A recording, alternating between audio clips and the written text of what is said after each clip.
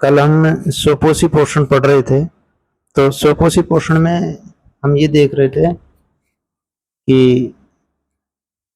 स्वपोषी पोषण किनमें होता है। यानी हम बात करें ऑटोट्रोपिक न्यूट्रिशन,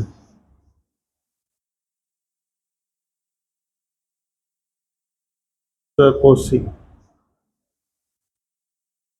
पोषण। और ये स्वपोषी पोषण किनमें होता है? सभी हरे पौधे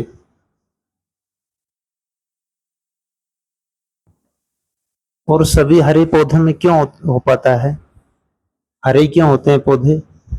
क्योंकि उनकी जो पत्ती के अनुप्रस्थ काट का अध्ययन कर रहे थे हम, तो उसमें हम देख रहे थे कुछ बिंदुनुमा संरचनाएं मिलती हैं हरी पत्ती के टीएस में, अनुप्रस्थ काट में। और उस बिंदुनुमा संरचना को हम क्या कह रहे थे? एक कोशिकांग है वो हरित लवक।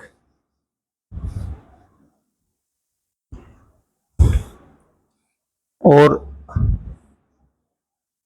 हरित लवक वह स्थान है, वह कोशिकांग है जिसमें कौन सी क्रिया हो रही है? प्रकाश संश्लेषण की क्रिया होती है। और ये प्रकाश संश्लेषण की क्रिया द्वारा सभी हरे पौधे क्या संश्लेषित करते हैं? कार्बनिक पदार्थ अर्थात कार्बोहाइड्रेट का निर्माण करते हैं। और इसी भोजन का उपयोग संपूर्ण डायरेक्ट और इनडायरेक्ट रूप से सभी जीव इसका उपयोग करते हैं। दोबारा देखो, कल हम देख रहे थे स्वपोषी पोषण कौन कर पाते हैं? अपने आप जो भोजन कर पाते हैं वो कौन कर पाते हैं? सभी हरे पौधे हैं, कुछ कुछ जीवाणु और सभी बीजीए नील हरित शैवाल।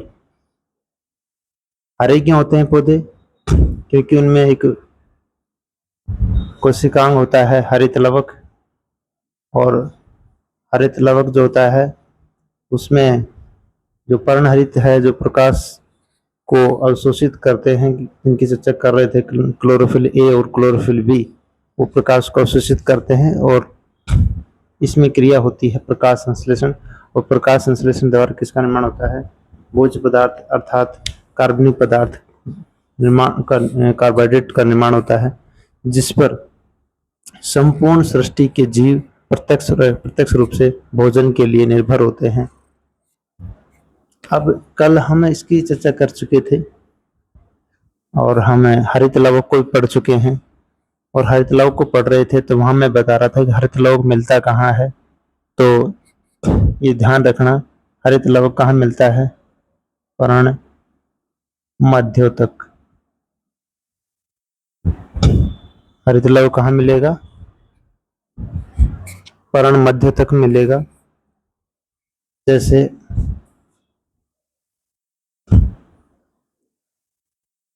ये लीफ है,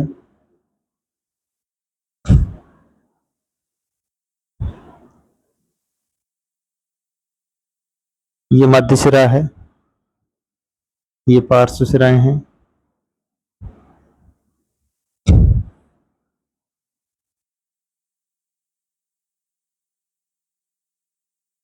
और ये शिरीकाएं हैं इस तरह से।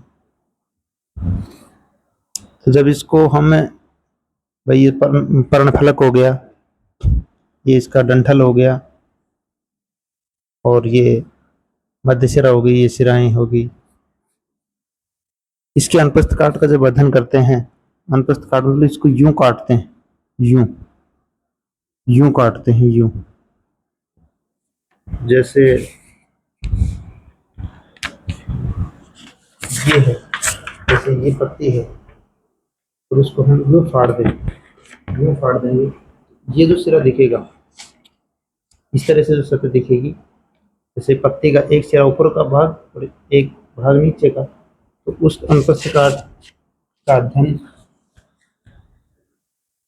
अनुप्रस्थ काट के बारे में कुछ कल मैंने बताया था आपको, और ये आपके सिलेबस में भी है कि पत्ती की अनुप्रस्थ काट का चित्र दे रखा है सिलेबस में। तो ये पर्णफलक है और ये टंठल है, ये मध्य सिरा है, मध्य सिरा, और ये ये पार्श्व सिराएं हैं, पार्श्व सिरा, और ये सिरिकाएं हैं। अब इसके जब अब टीएस, इसकी टीएस का अध्ययन करें,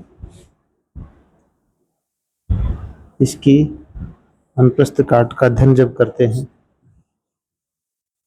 आप ऐसा करो, पेंसिल लेकर के और मेरे साथ साथ ये डायग्राम बना दो।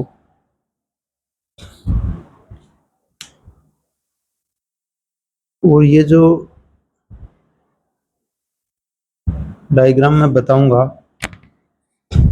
ये मध्य का ना होकर के इस साइड का डायग्राम बनाऊंगा, यहाँ का डायग्राम बना दूंगा, क्योंकि मध्य में ये जो मध्य सिरा है, इसके लिए अपने को वैस्कुलर बंडल दिखाने पड़ेंगे, उसमें समानुतक दिखाने पड़ेंगे। तो मैं साइड यहाँ, जैसे ये पत्ती है, तो इसको यूँ फाड़ दिया, फाड़ने पर ये सतह आ गई, ये सतह, एक सतह ऊपर की, ये सतह नीचे की हो गई, तो इसके बीच में ये क्या हो गई, मध्य सिरा हो गई। जैसे इसको मैं, जैसे समझ में आ गया होगा आपके, फिर भी आप उसको यूँ समझ लें, पत्ती को जब टीएस सेक्शन से काटते हैं तो एक सतह ऊपर की, एक सतह नीचे की होती है, और यहाँ समान बंडल मिलेंगे, समानुतक जाइलम और फ्लोएम।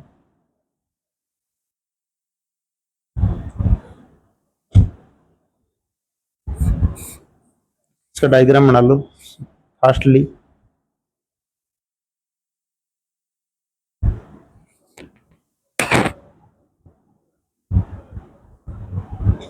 ये ढोलक जैसी कोशिकाएं,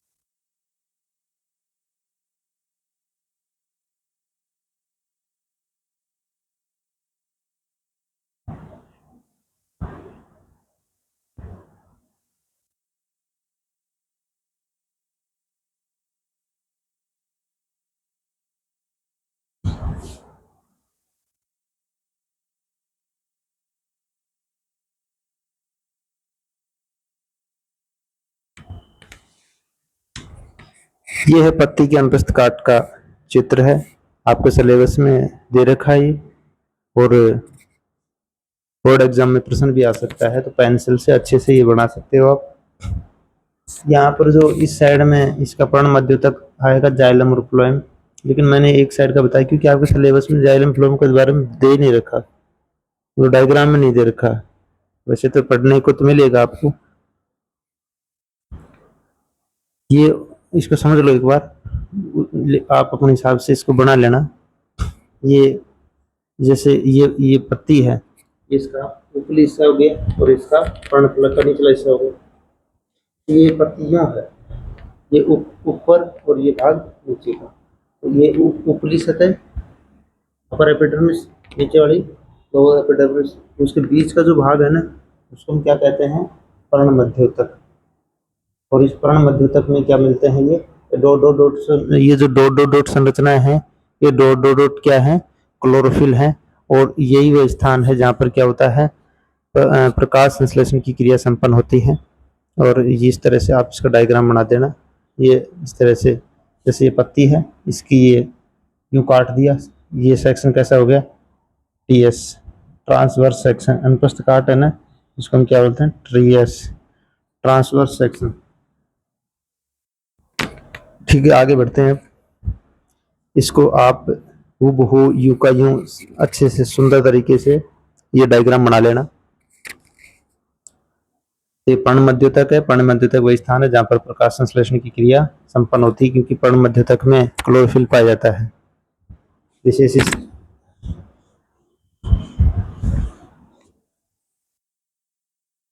द्विबीजपत्री पौधे की पत्ती है ये।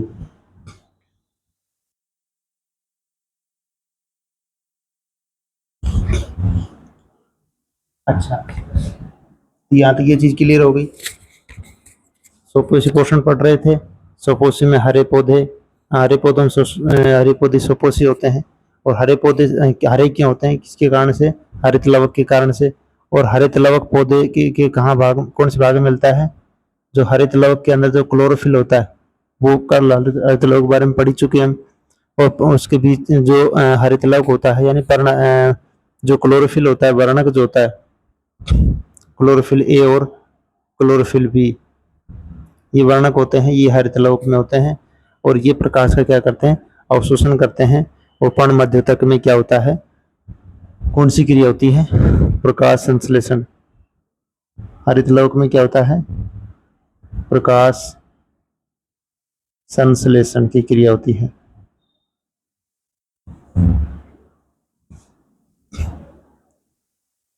Photo synthesis.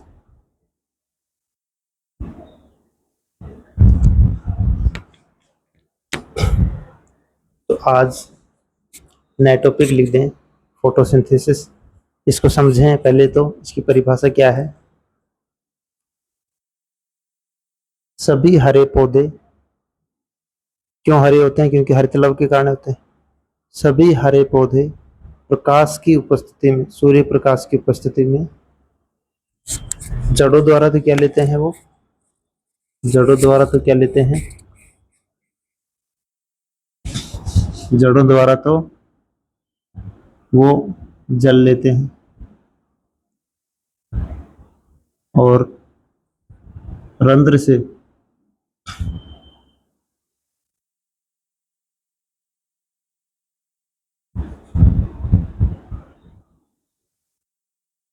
कार्बन डाइऑक्साइड लेते हैं वायुमंडल से। थोड़ा सीधा से लिख देता हूँ इसको मैं।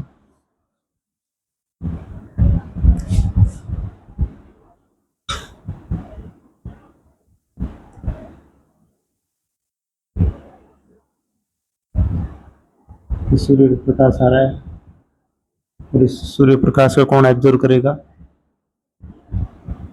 क्लोरोफिल करेगा, पर्णहरित करेगा। इसको इंग्लिश में क्या बोलते हैं? क्लोरोफिल। और बनेगा क्या? कार्बोनेट का निर्माण होगा, C6H12O6 plus 6O2 plus 6H2O।